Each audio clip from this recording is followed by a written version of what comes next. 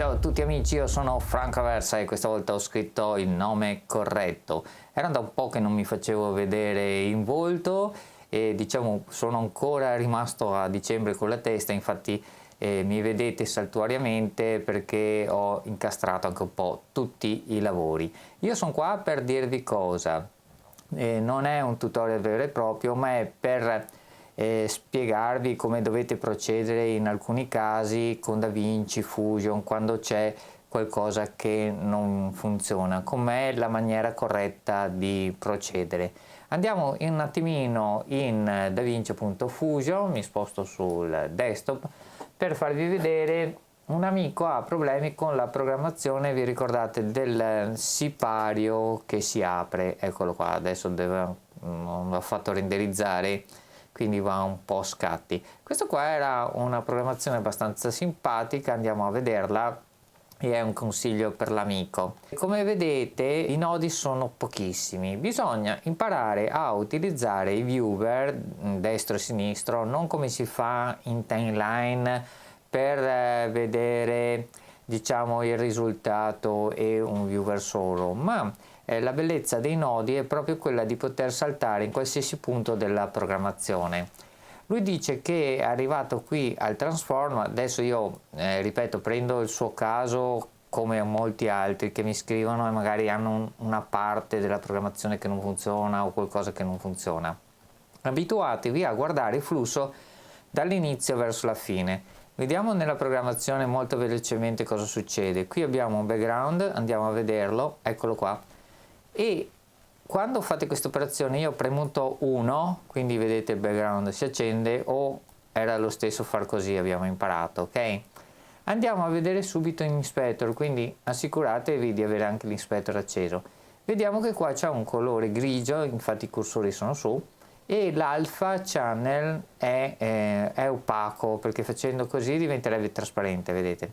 E qui invece è opaco. Si vede che questo background non serve diciamo come trasparenza. Vediamo subito dopo cosa c'è.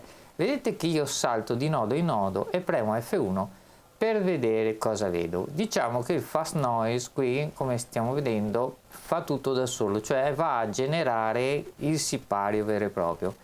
Ecco le impostazioni del fast noise che avevamo visto, ovviamente con i colori e l'immagine, e vedete che questo fast noise va a prendere tutta l'immagine, andiamo a fare fit, ecco qua, tutta l'immagine creando un sipario completo. Quindi questo merge non fa altro che unire il background fast noise. Perché abbiamo questo background? Vi ricordate? Perché il background, se andiamo su image, detta la risoluzione, cioè ha un auto resolution sulla mia timeline. Questo mi assicura che in uscita avrò la stessa risoluzione della mia timeline, ok? Quindi in questo merge io mi troverò semplicemente i due nodi uniti. Proseguiamo. Qui ho un nodo che io ho chiamato left, ma se restiamo un po' sopra vediamo che in realtà è un crop, vedete che viene segnato, dovete sempre guardare questo. Left quindi è il nome che ho assegnato io.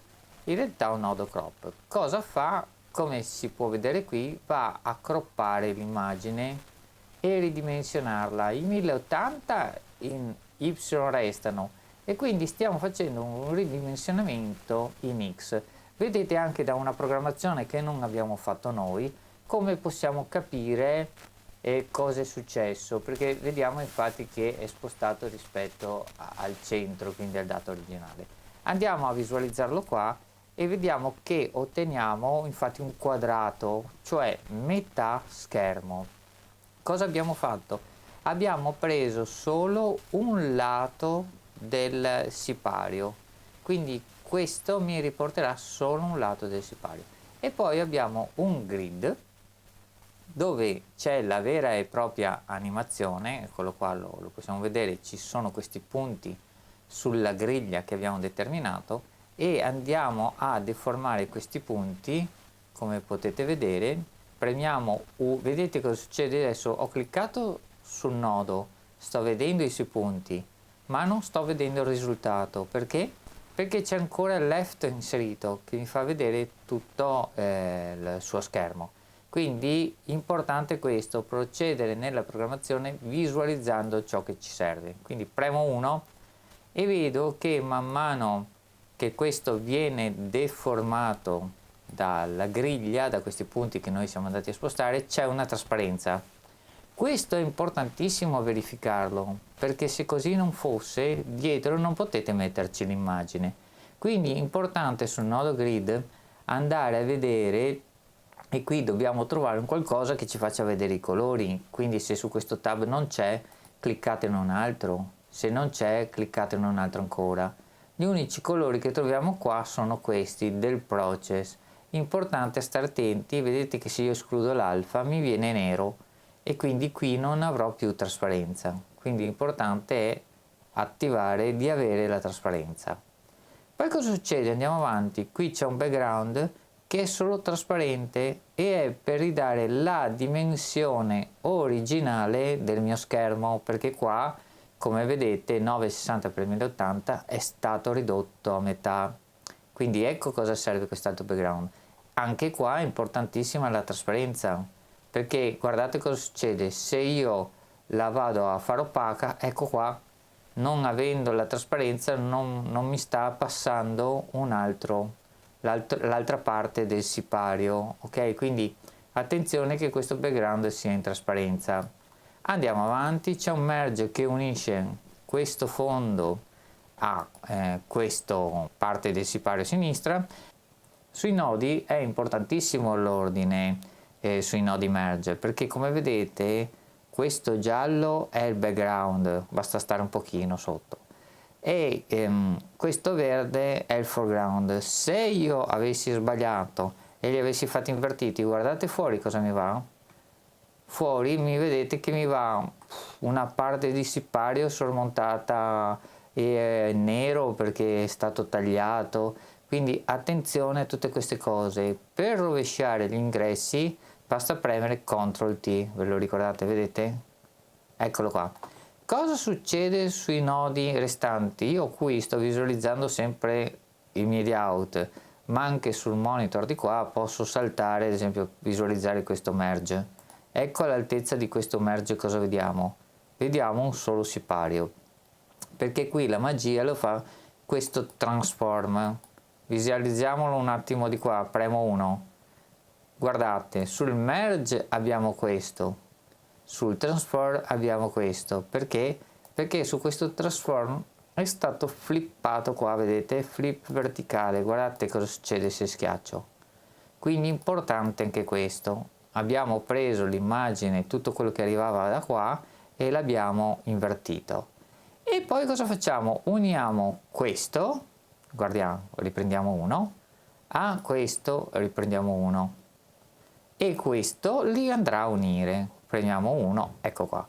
Qui in teoria dovrebbe essere invariato se premiamo T e invertiamo, perché che sia a destra o a sinistra questi non si stanno sormontando, sono ognuno sul proprio lato dello schermo. Quindi importante la trasparenza e che sia corretto tutta la programmazione prima.